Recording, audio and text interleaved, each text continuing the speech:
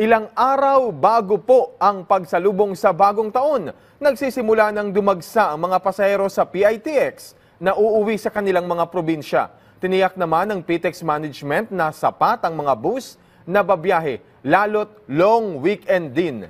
Si Isaiah Mirafuentes ng PTV sa Balitang Pambansa Live.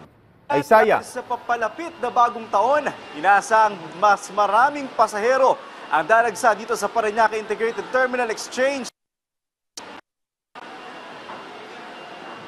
Abot labas pa rin ang pila ng mga biyahero dito sa PITX dahil patuloy pa rin ang pagdagsa ng mga probinsya para doon magdiwang ng bagong taon.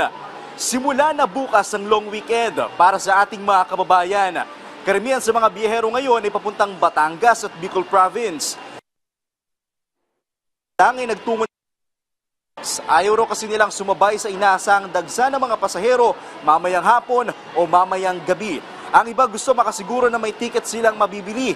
Mahirap raw kasi ang maging chance passenger. Marami sa mga pasahero ang excited dahil sa wakas ay makapagbabakasyon na sila, lalo't ang ilan daw sa kanila ay piniling dito sa Manila ipagdiwang ang Pasko. Magandang balita naman dahil bahagyang nag-iba ang imahe ng PITX ngayong araw dahil wala pang naitatalang delayed at canceled na biyahe. Mahigpit pa rin ang pinatutupad ng seguridad sa PITX. Lahat ng pumapasok sa terminal ay kailangang i-check ang mga bagahe. Dito pa lang sa bungad ng terminal, may police desk na agad na nagbabantay ng seguridad.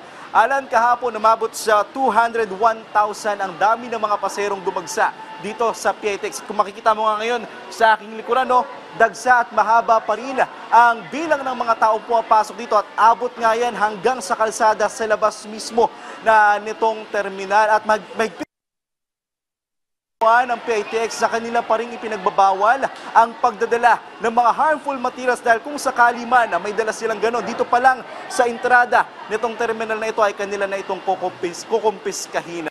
At dito sa PITX, balik mo na sa iyo, Alan. Maraming salamat, Isaiah Mirafuentes.